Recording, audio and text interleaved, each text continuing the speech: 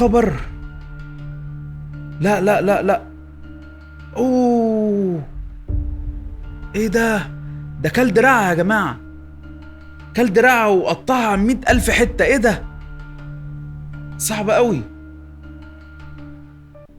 طبعا ناس كتير بتسألني ايه الجيتار اللي ورايا ده والعود اللي ورايا ده والأورج اللي ورايا ده بيعملوا ايه، هو انا بعمل ايه بالظبط؟ ان شاء الله ده هيكون فيديو ال10,000 مشترك اللي انا هحكي لكم فيه انا مين وبعمل ايه في حياتي. خلونا بقى نشد مع بعض شوية، واللي مش مشترك في القناة يشترك في القناة، واهم حاجة ما تنسوش اللايك.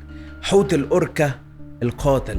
امبارح في ترند طالع قالب الدنيا عن جيسيكا مدربة الأوركا اللي افترسها الأوركا اللي هي بتدربه. انا عملت بحث شامل عن الموضوع وجبت لكم القصة من اولها لاخرها علشان خاطر احكيها لكم. خليني بس قبل ما احكي لكم ايه القصة خليني اقول لكم مين هي جيسيكا. جيسيكا هي مدربة دلافين وبتدرب اخطر انواع الدلافين وهي الأوركا. طبعا معروف ايه هو دولفين الأوركا او في مسمى اخر حوت الأوركا. جيسيكا معاها 4 ألقاب حول العالم، يعني من أشهر ما يكون. القصة المنتشرة بتقول إن جيسيكا كان عندها عرض في مدينة ميامي في أمريكا، وطبعا ده العرض المنتشر اللي هي أصلا افترسها فيه الدولفين.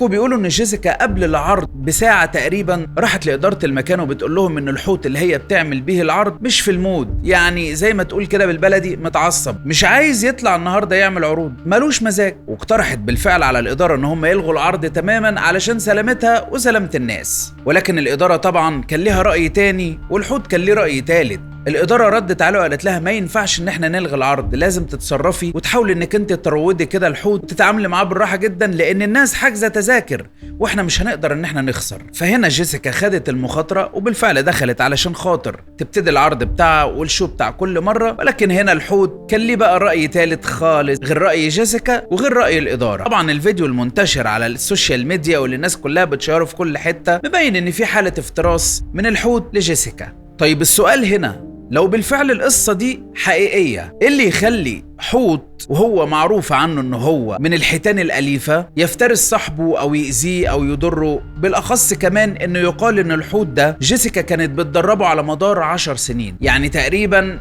صاحبها جدا، يعني مفيش كلام. الاجابة هي جملة واحدة بس، حوت الأوركا من غريزته الافتراس. انت متخيل انك انت تجيب وحش مفترس زي حوت الأوركا اللي ربنا خلقه عشان يعيش بهيكله الضخم ده في قلب المحيطات وتحطه في حوض كم متر في كم متر علشان في الاخر تعمل بيه عروض تضحك بيه الناس، بعد كده تديله كام سمكه في بقه؟ ما هو النهايه متوقعه جدا على فكره، والا لما هيجي يوم هتلاقيه تعب وارهق من السجن اللي انت معيشه فيه، وهتلاقي سلوكه غصب عنه هيتغير وهيبقى عدواني. وعلى سبيل المثال في حادثه مشهوره جدا سنه 2010 في فلوريدا، حادثه الحوت اللي كان اسمه تيليكام شو مع المدربه بتاعته اللي اسمها دوم برانشون، اللي موت مدربته أثناء العرض وافترسها افتراس شنيع لدرجة انه قعد بيها 40 دقيقة تحت المية. 40 دقيقة ما بيعملش اي حاجة غير ان هو بيفترسها وبيغرقها. 40 دقيقة محدش لا قدر يتدخل ولا حد قدر يحوشه ولا حد قدر ينقذها ابدا. تخيلوا كم الظلم اللي كان حسه الحوت ده، ويقال ان الحوت ده اصلا هو اتولد في المحيط وشاف المحيط وعاش حياة الحرية. خدوه هم من قلب المحيط ربوه في قلب حوت صغير وقال لك يلا بقى نسترزق منه ونكسب بيه لقمة عيش. فربنا ما خلقش المخلوقات المفترسة دي علشان تسلينا، دول ليهم اماكن مخصصة يعيشوا فيها بحرية. حوادث الأوركا لا تذكر على فكرة، هو مش عدو ابدا للإنسان، ولكنه مخلوق زي كل المخلوقات، ممكن في لحظة يغير وجهة نظره من ناحيتك. يعني انت ما تشوفوش جوه المية وتقول الله ايه ده أوركا، وتروح حضرتك تاخده بالحضن وتستنى منه ان هو يفتح ايديه هو كمان ويحضنك، قصدي تستنى منه ان هو يفتح زعنفه ويحضنك. معلش اتحمست شويه. فالأوركا مخلوق ضخم بصوره لا توصف، وليه فيديوهات في قلب حوادث كتير، واتذكر كتير انه موت بني ادمين كانت بتسبح في الميه هو ومزاجه. المكان ده مكانه، انت ما تروحلوش تستفزه. فحوت الأوركا يا جماعه مش حوت للتسليه، ده حوت قاتل. طيب نيجي بقى للمهم في الفيديو بتاعنا النهارده. انا عايز اقول لكم بقى ان المفاجاه اصلا ان القصه اللي انتشرت بشكل مهول واللي الناس كلها كانت بتحكي عليها وجيسيكا والحوت اللي افترسها، الموضوع كله كذب في كذب، وكل الحكايه انه فيديو اتعمل بالذكاء الاصطناعي. والله فيديو ب3 جنيه، حتى يا ريت حتى اللي عمل الفيديو بدع فيه او جاب لك يعني الدنيا حقيقيه شويه. الموضوع كله يا جماعه فيك، وكله خد انتشار فاضي، والناس كلها عماله تعمل فيديوهات، وفي ناس منزله ان هي بتعيط على جيسيكا، وفي ناس منزله ان هي مصدومه ونفسيا تعبت والفيديو كان شنيع. ده لدرجه ان في ناس حط ايات قرآنية على الفيديوهات. انتوا متخيلين؟ يا خبر، والبقاء لله وجيسيكا ماتت. انا اصلا ما عرفتش جيسيكا الا امبارح وقصة الحوت الاوركا. فالذكاء الاصطناعي يا جماعه ممكن فعلا النهارده يطلع ترند يتعمل بالذكاء الاصطناعي، ويطلع ترند يقلب الدنيا والناس كلها تتكلم عليه. فانا هوريكم الفيديو المنتشر دلوقتي اللي الناس قعدت تقول لك هو ده الفيديو، وفيديو الافتراس بتاع الحوت. فيديو اصلا باين جدا انه ذكاء اصطناعي. مش قادر افهم الناس ازاي قدرت تصدق شكل الفيديو.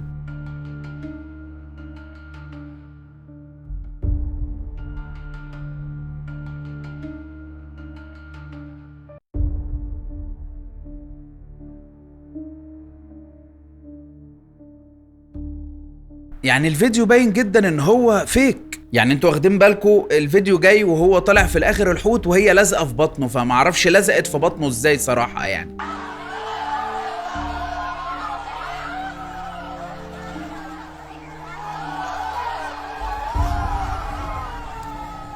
والزوايا بقى واللي بيصور ايه بقى، يعني مبسوط مستمتع جدا. يعني يا جماعه مفيش كده، مفيش كده. انتوا المفروض تحروا الدقه شويه قبل ما تشيروا حاجه وتخلوا حاجه ترند. الموضوع كله كدبه خايبه. كل اللي باين من الفيديوهات اللي انتشرت وبتقول ان الحوت افترسها كلها فيديوهات فيك. عايز تشوف بقى فيديو حقيقي؟ انا ممكن اوريك فيديو حبس انفاس حرفيا عن الاوركا.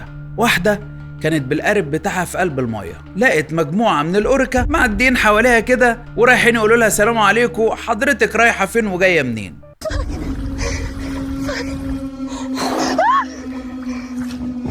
Oh my god, oh my god, oh my god, oh my god.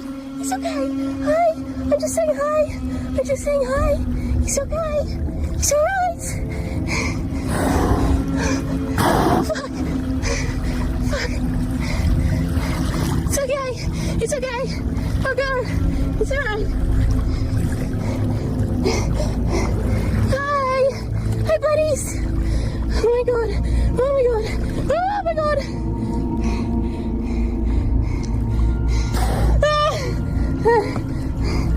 It's okay. It's okay. It's alright.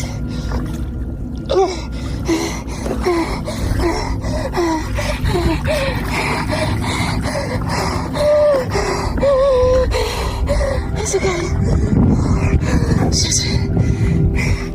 اهو ده فيديو حقيقي. دي واحدة كانت في المية واخدة قارب صغير جدا، فلقت مجموعة أوركا حواليها. هنا بقى حيتان الأوركا هم ومزاجهم، يا يسيبوها ويمشوا يا يفترسوها. وعلى فكرة ما عندهمش أي مشكلة. الأوركا من أذكى المخلوقات على وجه الأرض، مخلوق ذكي جدا جدا وبيعرف الإنسان وملوش أي عداء مع الإنسان، بس كائن مزاجي. لو عايز يفترسك هيفترسك. فأسهل حاجة أنا ممكن أعملها أجيب لك فيديو ممكن أطلع أعمل لك عليه رياكت دلوقتي، أقول لك يا الله تعالوا نجرب مع بعض، تعالوا نجرب وشوف أنت هتحس إيه دلوقتي. مثلا فيديو من الفيديوهات الذكاء الاصطناعي المنتشرة بتاعت جيسيكا واللي حصل معاها.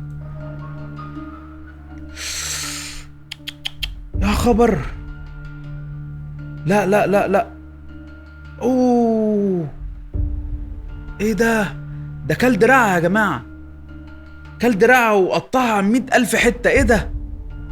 ده اللي بيحصل من امبارح. فيديوهات لناس طالعة تعمل رياكت، يا خبر قطعها وبهدلها ورماها وجابها وغرقها ومفيش اصلا حاجه. وبياخدوا موضوع الذكاء الاصطناعي ده وبيجيبوا بيه مشاهدات، فمفيش حاجه اسمها كده. فانتوا خلي بالكم وتحروا الدقه شويه يا جماعه. فبس ده كان الموضوع النهارده. انا عارف ان انا والله مقصر معاكم وما بعملش الفقره بتاعت ايه ده في ايه، ولكن انا بس انا بفكر جدا ان انا اخلي فيديو كل يومين مش كل يوم، لان انا حاسس الموضوع ده ضغط عليا شويه. يعني انا دلوقتي الساعه 2 والمفروض ان انا الفيديو ده ينزل الساعه 5، فانا مش عارف انزله الساعه 5 ازاي صراحه. يعني هلحق ان انا منتج، فهحاول، لان انا لازم اكون ملتزم بميعادي علشان خاطر اليوتيوب بيساعد القنوات اللي هي لسه بتبتدي لما بتكون ملتزمه ان هي تظهر وتكبر وتوصل لاكبر عدد من الناس. فانا بعتذر لو انا مقصر في الفقره اللي اغلبكم حبوها. ان شاء الله احاول ان انا اعمل جدول، وهفكر جديا ان انا اعمل فيديو كل يومين. فانتوا قولوا لي رايكم برضو في الكومنتات، شاركوني رايكم، فيديو كل يومين ولا احنا نخلينا مبدئيا كده لحد ما القناه تشد شويه نتحمل ونعمل كل يوم فيديو. فشاركوني رايكم تحت في الكومنتات. ولو وصلتوا معايا لحد هنا خلينا اشكركم جدا جدا،